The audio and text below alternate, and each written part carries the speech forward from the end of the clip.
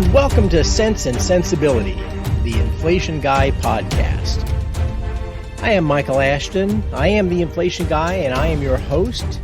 And this is the monthly CPI report review. This was the last CPI report of 2021, and that means we will end the year with headline inflation of about 7% and core inflation at 5.5%. Wow. That's obviously a lot higher than I think most anybody had it coming into the year, including me. I felt like inflation was going to be higher in 2021 and a fair amount higher, but I didn't expect we would get these kinds of numbers this soon. Going into this month's report, we knew that housing was going to continue to be upward pressure. That's been true for a couple of months now, with rents, primary rents and owner's equivalent rent running at a 4.5% or 5% annualized pace over the last couple of months. And that's a very slow-moving component. So we knew that was going to continue to sort of to add upward pressure to the number. We also had some suspicion that used cars, again, and new cars were going to continue to be pushing inflation higher. Everybody keeps looking for used car prices, at least the rate of change, to decline. And it had declined. The year-on-year rate of change had declined a little bit, but it has recently, in private surveys, it's actually reached a new high. But you even found some people saying that used car prices themselves would collapse. So not just the rate of change, but that used car prices, which have spiked higher, would come back down. And I got to tell you, there's no evidence to support that. And there's really no reason to think that the price level is going to go back to what it was. I mean, we've permanently changed the amount of money in the system, and that says that the price level for everything, not just used cars, should reach a permanently higher level. So it's not just about rate of change here. When you're talking about the quantity of money, you're talking about the level of the price index as well. And so, but there's also nothing about the dynamics in the used car market that suggests that all of a sudden prices are going to drop 20%. They may drop a little bit, but after crises in the recent couple of decades, every time we've had some kind of crisis, after the global financial crisis, for example, used car prices decline a little bit, but they don't plunge. And there's nothing temporary about what's happening here. So used cars did, in fact, add something. But sort of the big question going in that I had was, the disturbing piece of the last few months' numbers has been that it wasn't just outliers, that there was this breadth to inflation, and that was what was really disturbing. And so what I wanted to see was, hey, is this number still as broad as the numbers had been recently? Now, there are some kind of good signs for price pressures going forward. Trucking rates have come down a little bit. Shipping rates have come down a little bit. And because those are mostly goods things, right? You don't ship services. But service providers do buy goods, so there is some knock-on effect. But in general, we do have core goods prices rising in this report, rising at faster than a 10% annualized pace. A lot of that is cars, but it's things beyond cars. And when shipping rates come off, sometimes that's a leading indicator of what's going to be happening to core inflation and core goods inflation. Not always, but that's at least, if you need to look for good news going into this figure, that's some good news. There's some bad news as well, and that's that with this level of unemployment, you would expect to see acceleration in wages over the next 6 to 9 months. Wage increases, I think, will probably accelerate another 1% at least over the next 6 to 9 months. That's obviously not bad for wage earners, and inflation itself does not get pushed by wages. But when wages do go up, it does sort of add some momentum to the inflation process, which is to say that if there is a mean reversion component to inflation, to the extent that wages are rising, which is a slower moving input, I guess, you don't tend to have as much mean reversion. So there's that. There's also been recently some more signs of a shutdown, an Omicron-related shutdowns in China, which, remember, back in 2020, early 2020, even before we started shutting down, China had, and that was already starting to lead. It's a supply shock, and so there's the possibility that could lead to something more serious. And again, getting back to the breadth, anecdotally, you're starting to see inflation price adjustments happening in a lot more businesses. It's sort of getting more into the thought process, the normal thought process of consumers and suppliers alike.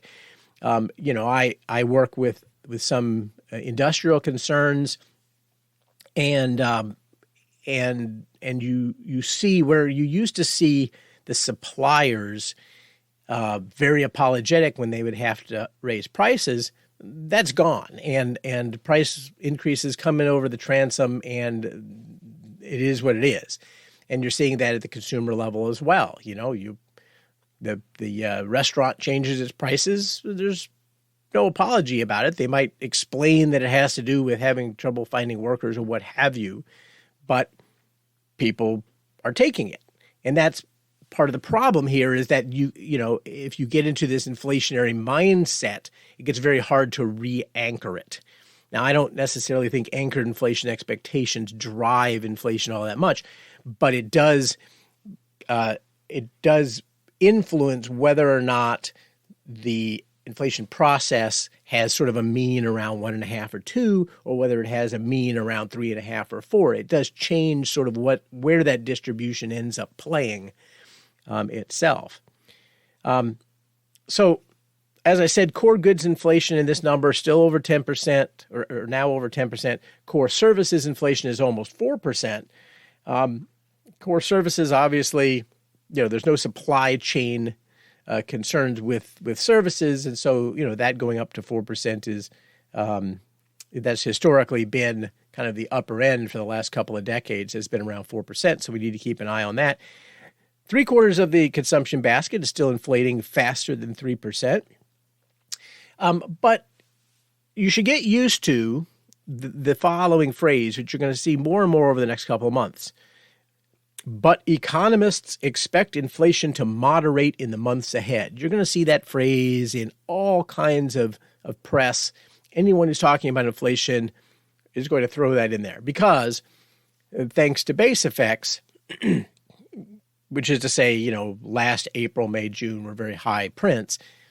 Once we get into April, May, and June, the year-on-year inflation figures are going to go down. And so you don't have to be a great prognosticator to say that inflation is going to peak in the first quarter. That doesn't mean that inflationary pressures are peaking. It just means that mechanically we know because of base effects that it's going to come down a little bit. That makes economists look like they know what they're doing, but really that's just math. And so that's not super surprising, in the same way that we knew that we were going to get an acceleration early part of last year when we dropped off the bad early COVID numbers from 2020. We knew we were going to get some acceleration. We got much more than we had bargained for, but we knew we were going to get something. In the same way, we know that we're going to get something of an ebb here going into the middle of the year. But it's not going to be dramatic, and we're not going to go back to 2% on core. With shelter pushing 5%, which is what it has done over the last 3 months or so, 4 or 5% is what we're getting out of the shelter numbers.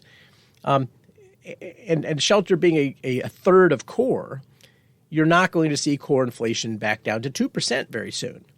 And so I think we end up 2022 around 4% on core inflation. And that could be as low as 3.5%, or it could be as high as 5%, or even a little bit higher than that. But that's sort of the zone that we're in here. And while shelter remains tight while the housing market remains tight and prices keep rising.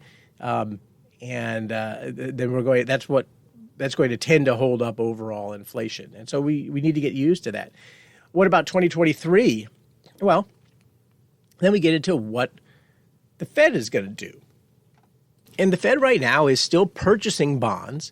They're still adding more reserves into the system. They're decreasing the pace at which, they're decreasing their purchases, but they're still easing. And they're talking about how they're going to raise interest rates and maybe someday they're going to shrink the balance sheet. And they're in a bit of a pickle because they labored for so long under the inflation is transitory story, which was wrong. And by the way, they should have known it was wrong. The natural consequences of massive fiscal stimulus financed by massive monetary stimulus is obviously inflation. If you're at the central bank and you didn't anticipate this, then you really shouldn't be at the central bank, but I digress. But so the FOMC is behind the curve, and they need to catch up and get ahead of the process. But all the Fed is doing is, they're saying, well, we're going to tighten someday. We're going to shrink the balance sheet. But listen to the tone. Listen to Powell speaking, and everything they're saying is that we're going to do this, but we're going to be gradual. We're going to be gradual. A few hikes this year, maybe up to 4 hikes this year. That's short rates at 1%, folks. So we're not exactly catching up with inflation there. Maybe we'll eventually think about shrinking the balance sheet. Please don't panic. Please don't panic. Please don't panic. Because if interest rates go up, that means that stocks are going to go down. It doesn't guarantee stocks will go down, of course, but higher discount rates are really, really, really powerful things and will affect the value of equities. And if that happens, if long rates, say, go to 4% and equities drop 30%, then the Fed's in a real pickle because they should ignore asset prices, but they don't and they won't and they haven't. And so then they'll be in a situation where you've got inflation at 4% or whatever, and you have asset prices down a ton. Not at all clear to me that they stay the course there. When you think back to Volcker, he wasn't afraid to break some eggs, and tightening, being on the tightening side of monetary policy is no fun. Just like laying off workers is not fun. It's always fun to hire workers. It really sucks to lay off workers. It's no fun, but that's part of the cycle. And similarly, if you're a central banker, easing is so much fun. Everyone loves you, and tightening is not any fun. But I don't see anybody at the Fed who is made of the stern stuff that used to be seen regularly in central banking circles, but certainly back in the Volcker days. Volcker understood it was better to break some eggs now than to be unable to afford eggs tomorrow. And so when we think about inflation in 2023, 2024, 2025, the question is, what's the Fed going to do? And I think that there really is a very difficult corner that the Federal Reserve has put themselves into where they will have to choose at some point between letting markets adjust to much lower prices and higher interest rates, or having higher inflation and persistently higher inflation. As long as the persistently higher inflation is 4 or 5%, I sort of think that that's what the Fed will choose. I think that the Fed would love to have 2% inflation, but not if it means stocks go down 30%. Stocks may go down 30% anyway, but I do think that when it comes to that decision, when that does happen, I think for the Federal Reserve to stay aggressive and tightening and shrinking the balance sheet will be very, very politically difficult for them to do. Right now, inflation is at 5.5%, and it's going to be running at some pace like that for the next. Well, we're going to see the annual numbers go up, but you're going to see that kind of monthly pace, 0.4%, 0.5% on core is what you're going to see now for at least at least a few months now. That's all for this edition of the podcast. You can contact me at inflationguy@enduringinvestments.com. You can follow my blog at mikeashton.wordpress.com. You should visit Enduring Investments if you're curious what I do and I'm not doing a podcast. You can follow me on Twitter at inflation_guy. Because Inflation Guy is everywhere. He's not exactly the king of all media, but, I'm trying to get to all of the media. And I appreciate you tuning in. Thanks for tuning in to Sense and Sensibility, the Inflation Guy podcast. I always admonish, defend your money. If inflation is coming for you, remember, you know a guy.